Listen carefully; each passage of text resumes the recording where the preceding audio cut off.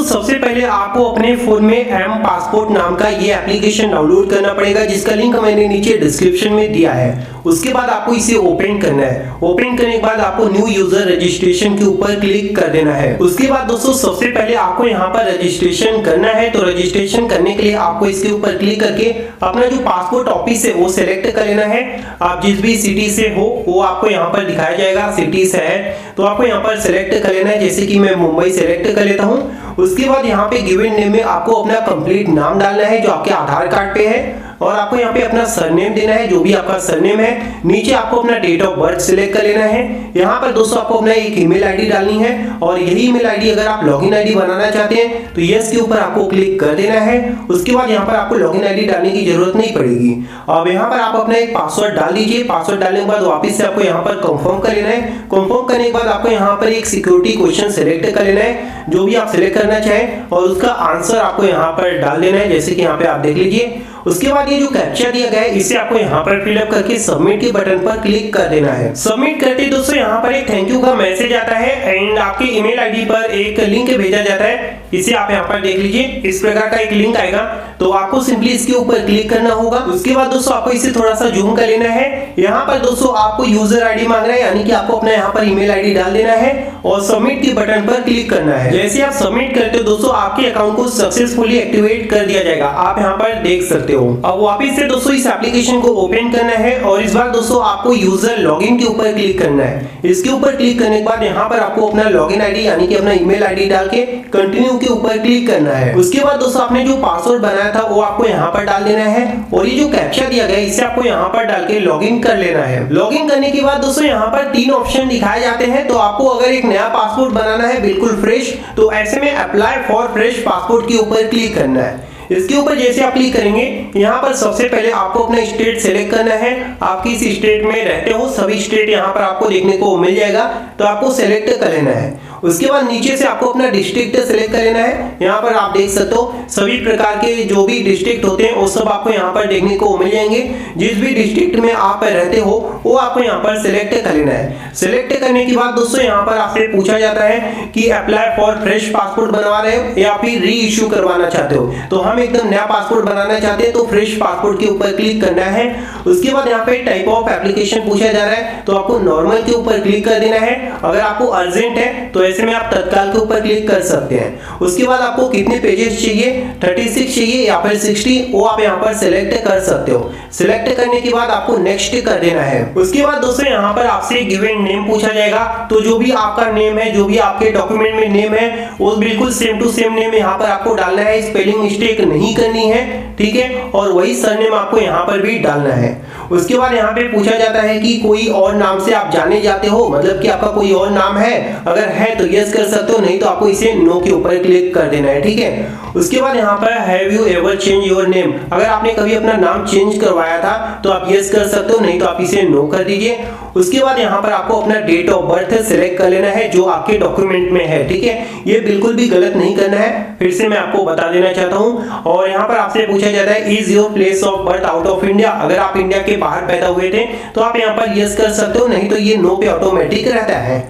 उसके बाद आपको यहाँ पर अपना प्लेस ऑफ बर्थ, जहां पर भी दोस्तों आपका जन्म हुआ था, वो चाहे गांव हो सिटी हो, उसका नाम दोस्तों आपको यहाँ पर लिख देना है, ठीक है। उसके बाद यहाँ पर आपको स्टेट भी वहीं का सिलेक्ट करना है जहां पर आपका जन्म हुआ था। उसके बाद यहाँ पर डिस्ट्रिक्ट भी आपको वही सिलेक्ट करना है जहां पर आपका जन्म हुआ था। ये स्टेट डिस्ट्रिक्ट आपको जहां पे आपका जन्म हुआ था वहां का डालना है। उसके बाद नीचे आना है और यहाँ से दोस्तों आपको अपना जेंडर सिलेक्ट कर लेना है, आपका जो भी जेंडर है। उसके बाद यहाँ से दोस्तों आपको अपना मैरिटल स्टेटस सिलेक्ट कर लेना है, सिंगल हो मैरिड हो तो आप यहाँ पर सेलेक्ट कर लीजिए। उसके बाद अगर आप citizenship of India by birth, अगर आप जन्म से इंडिया में हो तो आपको बर्थ के ऊपर क्लिक रहने देना है। अगर आपके पास पैन कार्ड नंबर है तो आपको यहाँ पर डालना है, वोटर कार्ड नंबर है तो यहाँ पर डालना है, नहीं है तो आप इसे ब्लैंक छोड़ सकते हो। उसके बाद दोस्तों यहाँ से आपसे एम्प्लॉयमेंट टाइप पूछा जाता है, आप क्या काम करते हो वो आप यहाँ पर सेलेक्ट कर सकते हो। हम सेल्फ एम्प्लॉयड सेलेक्ट कर लेते हैं। उसके बाद यहाँ पर आपसे पूछा जाएगा कि आपके पेरेंट्स गवर्नमेंट सर्वेंट हैं या फिर नहीं है, तो यस या फिर नो कर सकते हो।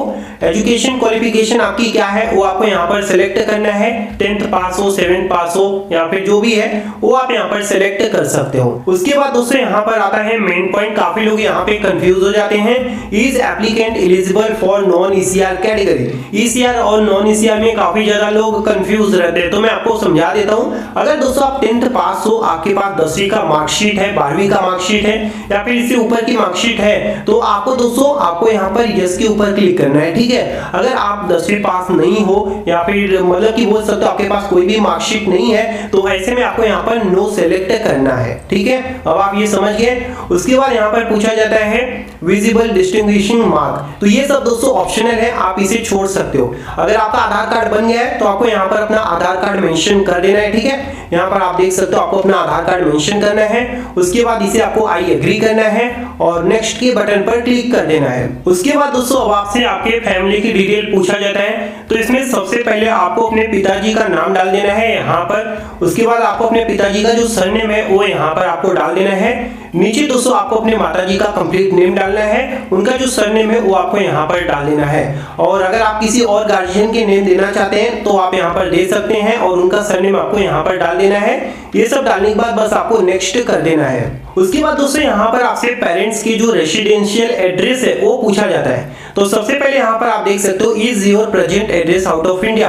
अगर आप इंडिया के बाहर रहते हो तो आप यस के ऊपर क्लिक कर सकते हो, नहीं तो ये ऑटोमेटिक नो के ऊपर सेलेक्ट रहता है।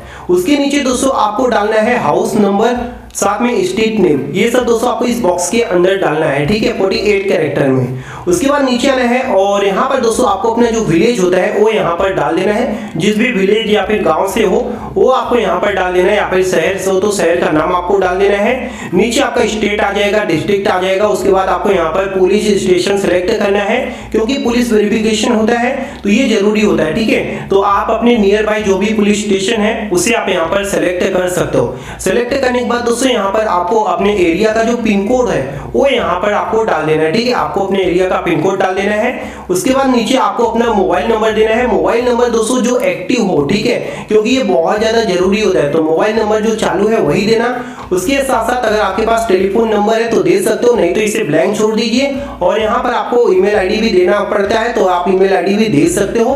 उसके बाद यहाँ पर इज, ये जो आप एड्रेस डाल रहे हो ये परमानेंट है तो आपको यस के ऊपर क्लिक कर देना है, ठीक है। अगर परमानेंट नहीं रहेगा तो नो के ऊपर क्लिक कर सकते हो। उसके बाद यहाँ पर भी आपसे पूछा जाता है is your permanent address same as present address, तो इसे भी आप यस कर सकते हो। अगर सेम ही है दोनों एड्रेस तो दोनों पे आपको यस कर देना है। ये सब करने के बाद आपको नेक्स्ट के बटन पर क्लिक कर देना है। उसके बाद अब यहाँ पर आता है इमरजेंसी कॉन्टैक्ट डिटेल। इमरजेंसी में किससे कॉन्टैक्ट किया जाएगा तो उसके लिए दोस्तों यहाँ पर उसकी डिटेल डालनी है। तो यहाँ पर आपको नेम और एड्रेस इसी वाले कॉलम में डाल देना है ऊपर। नीचे दोस्तों उसका मोबाइल नंबर डाल देना है जिसका भी आप यहाँ पर दे रहे हो डिटेल।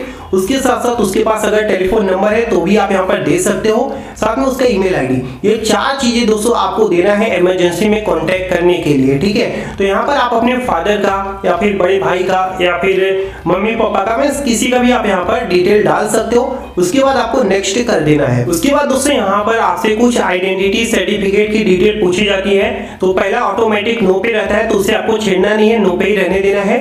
उसके बाद यहाँ पर पूछा जाता है details of previous current diplomatic official passport. तो अगर आपने ये कभी कैरी किया है तो डिटेल्स अवेलेबल के ऊपर क्लिक कर सकते हो। अगर आप इसके बारे में जानते ही नहीं तो आपको डिटेल्स नॉट अवेलेबल के ऊपर क्लिक कर देना है। इसके बाद दोस्तों अगर आपने कभी भी पासपोर्ट के लिए अप्लाई किया था और वो इश्यू नहीं हुआ तो आप यस के ऊपर क्लिक कीजिए या फिर आप इसे नो कर दीजिए। अगर आपने कभी अप्लाई नहीं किया था, पहली बार अप्लाई कर रहे हो तो आपको इसे नो करना है। अगर आपने पहले अप्लाई किया था और इश्यू नहीं हुआ है तो आपको यस के ऊपर क्लिक करना है। सब कुछ होने के बाद आपको नेक्स्ट करना है। उसके बाद दोस्तों आता है अदर डिटेल्स। ये बहुत इंपॉर्टेंट स्टेप है। अगर आपके ऊपर कोई पुलिस केस हो रखा है, आप कोई क्राइम किए हो या फिर ऐसा कुछ हो रखा है तो आपको इसे अपने हिसाब से रीड करना है और अपने हिसाब से यस और नो का आंसर देना है, ठीक है। ये आप अपने हिसाब से कर लेना। ये पूरा आप रीड करोगे तो आपको समझ में आएगा पूरा क्वेश्चन। तो इसके बारे में मैं ज्यादा कुछ नहीं बताऊंगा, आपको पूरा यस या फिर नो सेलेक्ट कर लेना है। उसके बाद आपको नेक्स्ट करना है। उसके बाद दोस्तों अगला स्टेप ऐसा आता है, यहाँ पर आपको दिखाया जाता है कि आपका जो पासपोर्ट है कुछ इस टाइप का रहेगा, ऐसे आपकी डिटेल छपी रहेंगी।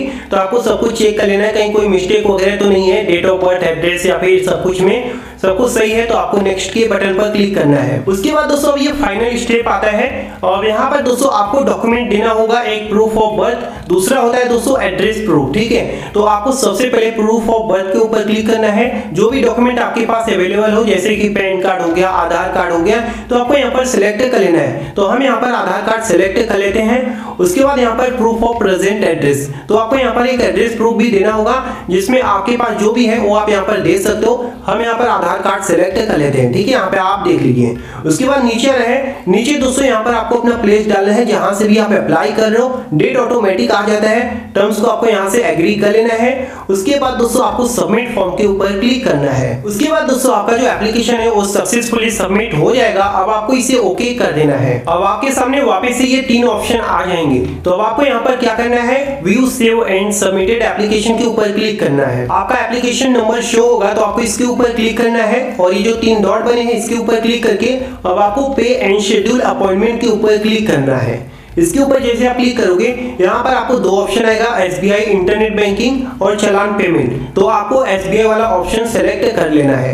इसमें सेलेक्ट करने के बाद आपके यहाँ पे डिटेल आ जाती है तो आपको नेक्स्ट के बटन पर क्लिक करना है। उसके बाद आपके एरिया के सभी जो पासपोर्ट सेवा केंद्र हैं वो आपको देखने को मिल जाएगा, आप यहाँ पर देख सकते हो। तो आपको सिंपली नेक्स्ट के बटन पर क्लिक करना है। उसके बाद दोस्तों यहाँ पर आपको PS के लोकेशन सेलेक्ट करना है। आप यहाँ पर सभी दिया गया है, जो भी आपके नियर बाई PS के यानी कि पासपोर्ट सेवा केंद्र है उसे आप यहाँ पर सेलेक्ट कर सकते हो। सेलेक्ट करने के बाद दोस्तों उसका पूरा का पूरा जो एड्रेस है वो यहाँ पर आपको शो हो जाएगा।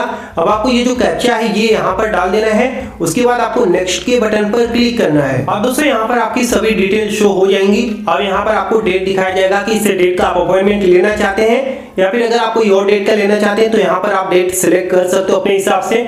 ओके करना है। उसके बाद वो डेट यहाँ पर सिलेक्ट हो जाएगा। यहाँ पर आपको 1500 रुपए का पेमेंट करना होगा तो आपको पे एंड बुक अपॉइंटमेंट के ऊपर क्लिक करना है। उसके बाद दोस्तों पेमेंट पेज पे आ जाएंगे। यहाँ पर आप जिससे भी पेमेंट करना चाहें, क्रेडिट कार्ड से, डेबिट कार्ड से या फिर UPI से, आप यहाँ पर दोस्तों पेमेंट कर सकते हो। पेमेंट होने के बाद वापस से आपको होम पेज पे आना है और व्यू सेव्ड सबमिटेड एप्लीकेशन के ऊपर क्लिक करना है। आपका एप्लीकेशन नंबर शो होगा, इसके ऊपर क्लिक करके ये जो 3 डॉट है यहाँ पर क्लिक करके आपको अपना जो एप्लीकेशन है उसे चेक कर लेना है कि पेमेंट सक्सेसफुल हो गया है या फिर नहीं। पेमेंट सक्सेसफुल हो जाएगा तो यहाँ पर पेड लिखा हुआ आएगा। मेरा अभी ये नॉट पेड है क्योंकि मैंने अभी पेमेंट नहीं किया है। एक बार पेमेंट हो जाता है तो जो भी आपने जिस भी डेट का अपॉइंटमेंट लिया था उस डेट को अपने जो भी पासपोर्ट सेवा केंद्र चूज किया था वहां पर जाना है। अपने सभी डॉक्यूमेंट को लेकर वहां पर दोस्तों आपका फोटो वगैरह क्लिक किया जाएगा, सिग्नेचर लिया जाएगा, आपका ओरिजिनल डॉक्यूमेंट देखा जाएगा। उसके बाद दोस्तों आपका जो पासपोर्ट है वो आगे पुलिस वेरिफिकेशन के लिए चला जाएगा। तो इस प्रकार दोस्तों आप ऑनलाइन पासपोर्ट के लिए अप्लाई कर सकते हैं। यहाँ पर आपको कोई भी डॉक्यूमेंट अपलोड करने की जरूरत नहीं होती। सब कुछ दोस्तों आपको ओरिजिनल डॉक्यूमेंट पासपोर्ट सेवा केंद्र में दिखाना होता है। यहाँ पर अपलोड करो ना करो कोई फर्क नहीं पड़ता। जैसे आपका पुलिस वेरिफिकेशन कंप्लीट हो जाता है 7 से 8 दिन में आपका पासपोर्ट आपके दिए गए एड्रेस पे बनकर आ जाएगा। तो अगर आपको यह वीडियो पसंद आई तो वीडियो को लाइक और शेयर करना और हमारे चैनल को सब्सक्राइब कर लेना। थैंक यू दोस्तों, bye bye and take care.